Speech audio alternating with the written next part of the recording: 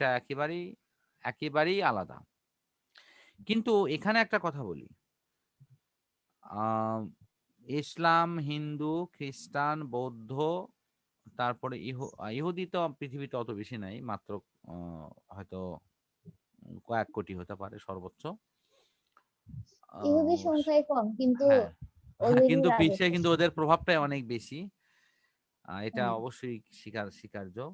কিন্তু এই ধর্মগুলোর মূল ধর্মপুস্তক এখনো যা পৃথিবীতে অবশিষ্ট আছে, সমস্ত ধর্মপুস্তকের মূল বার্তা পৃথিবীতে আল্লাহ একজন, এবং পরকাল আছে, এবং কর্মফল সবাইকে ভোগ করতে হবে।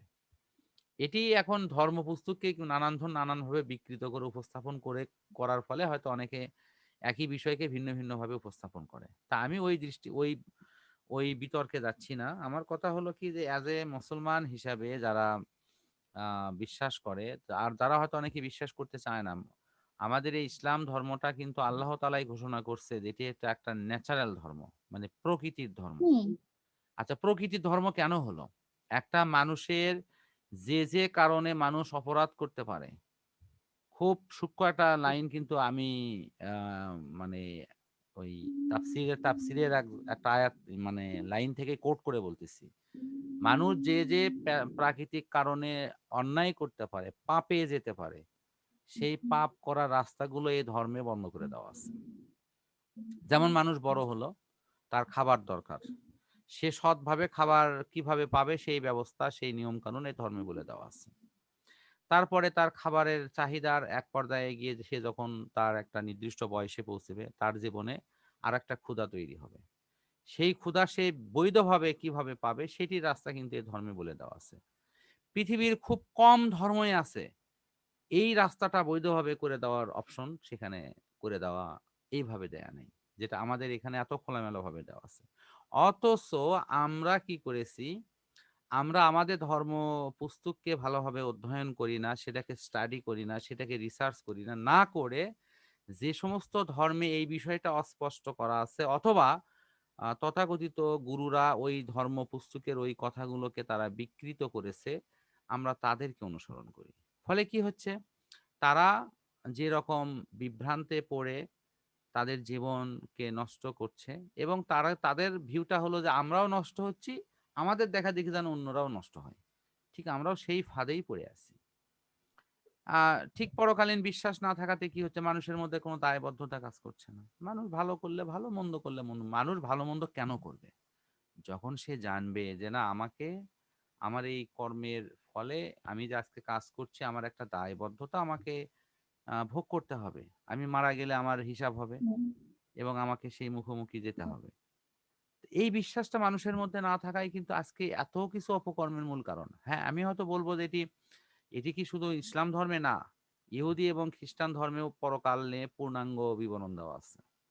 তাদের বিশ্বাসের কারণ, ইহুদিরা তো মুসা আলাহিসাল্লামের অনুসারী, খ্রিস্টানরা তো ঈসা হুম। আলাহিসাল্লামের অনুসারী, তারা সবাই মুসলমান ছিলেন, কিন্তু ওই ধর্মপুস্তকের অনেকগুলো জায়গা বিকৃত করা হয়েছে। কিন্তু বিকৃত করার পরেও এখনো যা আছে সেখানেও কিন্তু সুস্পষ্ট বলা আছে পরকাল আছে, পরকালে হিসাব দিতে হবে। তো মানুষ যদি হুম। ওইটুকু বিশ্বাস করে তাহলে তো মানুষ পাপ করতে পারতো না। তো মানুষ আসলে কিছুই হুম। বিশ্বাস করে না। ওগুলো লেখা আছে, কিন্তু আমার এখন ওই যে ওমর খৈয়ামের একটা বিখ্যাত কবিতা আছে, তুমি এই কবিতার নাম শুনছিলে কি কখনো? যে নগদ কি জাফাও স্যার? হাতে গুনে নাও, বাকির খাতায় শূন্য থাক, দূরের বাদ্য কি এটা লাভ এই শুনে, কথা শুনছি। মাঝখানে যে প্রথমে বেজায়। যেটুকু বললেন ওই দুই লাইন শুনছি। এটা ওমর খৈয়ামের কবিতা। উনি বলতো যে মেয়ে, মদ এবং হলো তোমার যৌবন, এই তিনটা জিনিস পাইলে মানুষ পৃথিবীতে স্বর্গ রচনা করবে।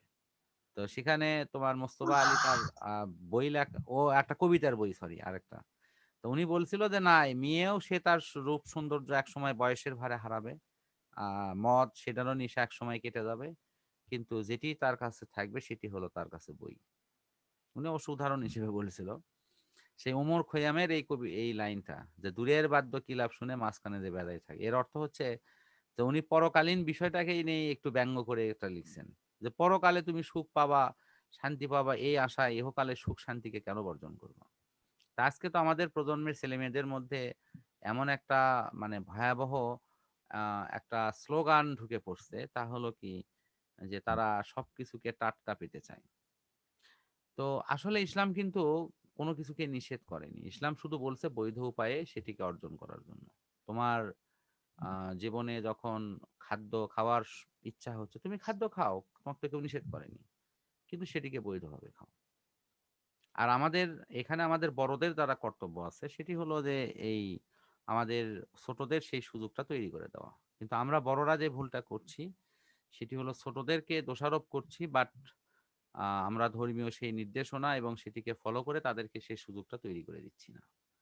ফলে তারা বিপথে যাচ্ছে। সুতরাং এই বিপথে যাওয়ার দায়ভারটা যতটা না আমি ছোটদের দেব, তার চেয়েও বেশি দেব হলো গার্জেন বা তথাকথিত যারা গার্জেন বা বড়রা আছে তারা। কারণ তাদেরও দায়িত্ব ছিল সেগুলোকে টেক কেয়ার করা। তো মিজানুর রহমান আজহারি ওয়াজের এক লাইনে যে তুমি একটা লাইন তোমার তো মনে হয় ওই যে তোমার কোন বন্ধু নাকি শেয়ার করছিল, সেটা নিয়ে তো মানে অনেক রকম ট্রল হয়েছে। এটা তো সত্যি কথা। একটা ছেলের বাবাকে যদি বলা হয় যে না না ছেলে একটু পায়ে দাঁড়ানোর আগে কেন এসব এসব করো, এসব হবে না। আরে বাবা, উনি তো পায়ে দাঁড়িয়েই আছে, উনি কোন দিন আবার বসে থাকলো? তো উনি পায়ে দাঁড়াতে দাঁড়াতে ওনার পা কোন দিন মানে অবশ হয়ে যাবে, তারপরে আপনি বলবেন এখন পায়ে দাঁড়াক। এই অবস্থা আর কি। তো যাই হোক, এগুলো অনুভূতির বিষয়। সবাই সব জিনিসগুলোকে সূক্ষ্মভাবে বোঝে না। আর আমি মনে করি সবশেষে যে সবার মধ্যে যদি পরকালীন বিশ্বাসটা যদি পূর্ণাঙ্গ রূপে প্রতিস্থাপিত হয়, তাহলেই মানুষ এমনিতেই আস্তে আস্তে সৎ হয়ে যাবে। আর পরকালীন বিশ্বাস না হলে তাকে যত কিছু বোঝানো হোক, উনি সৎ হবে না। তার মধ্যে ওই ভয়ই কাজ করবে না, আমি ভালো হব কেন।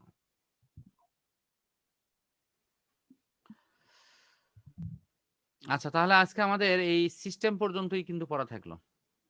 এই যে বদ্ধ সিস্টেম, আচ্ছা স্যার। এগুলো আমি হয়ে গেল। আর সামনের দিন আমরা এই ইন্টারনাল এনার্জি এখান থেকে পড়া ইনশাল্লাহ শুরু করব। আশা করা যায় সামনের দিন পড়া মোটামুটি এটা শেষের দিকে চলে যাবে। তুমি শুধু এইটুকু অংশ ক্লিয়ার করে রাখো, আর আগের দিকে যা পড়াগুলো আছে সব ইয়ে করে রাখো। পরীক্ষা কোন অংশ থেকে হবে?